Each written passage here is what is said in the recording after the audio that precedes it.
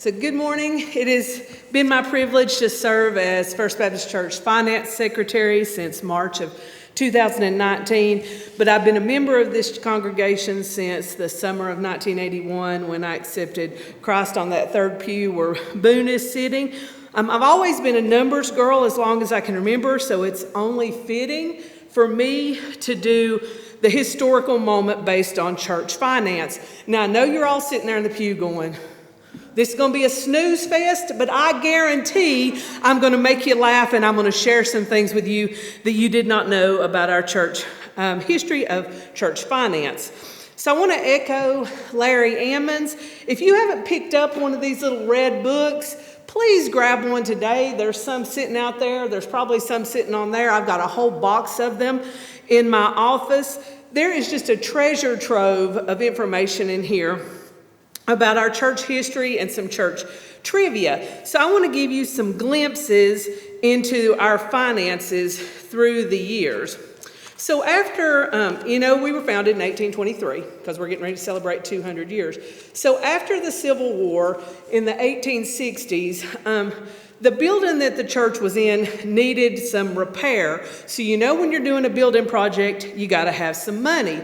So the church came up with this great idea to, in February of 1868, the congregation agreed to raise funds by the subscription of produce, money, or anything that could be turned into money during the year.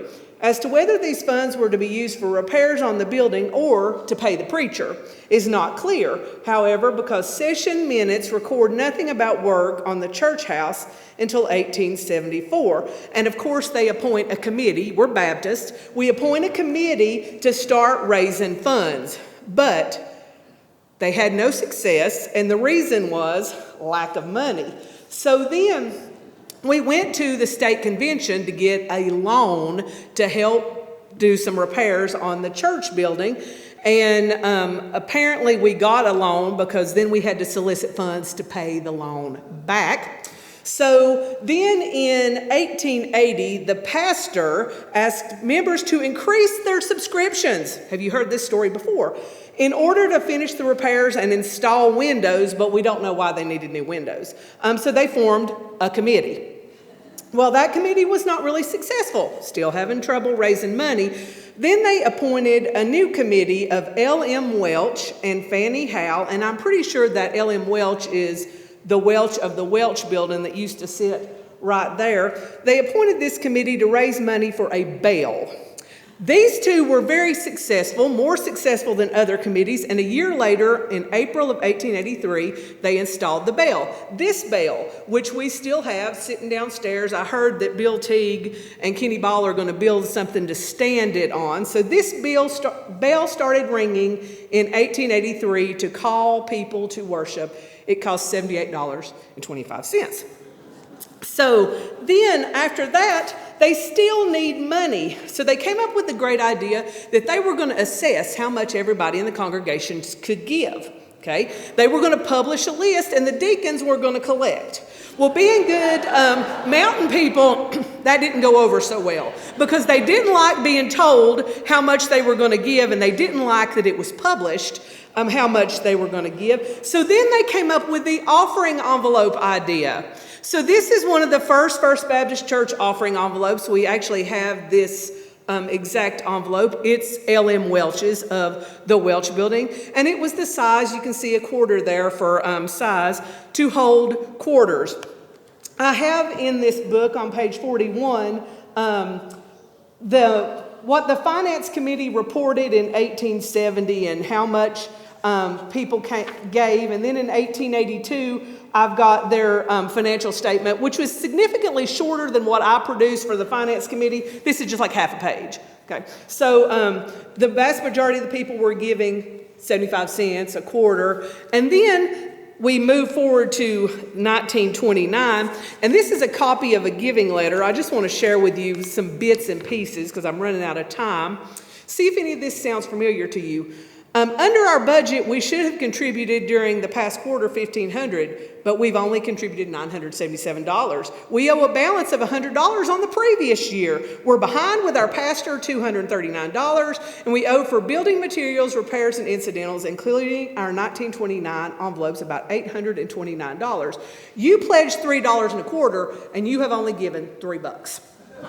So we were still dunning people in 1929. So now, fast forward to now, and this is from the original manuscript that this book was based on, and I just want to read you a little bit. And this is from Mrs. Hart, right, Judy, is who wrote this, and these are in her words. I do not hear any more about money or ways and means of meeting the church debt and obligation. I well remember that in the old days when a preacher left, the men of the church had to go around to collect money to pay him because we were always behind his salary, which was woefully small. Nor do I hear of collections being taken up for missions, the Thomasville Orphanage, the Biblical Recorder, and other things. Now we have a church budget that takes care of everything, and it is so large that I know many of the people I have spoken of in these pages would be astonished. Every part of the church work is in the budget. Sunday school, Women's Missionary Society, music, janitor. The women do not have to work anymore. No longer are you expected to give specialized services without pay. Of course, there are many volunteer workers who give themselves freely and with great personal sacrifice. But in the old church, the stress was on giving yourself. Now you're expected to give tithes and offerings.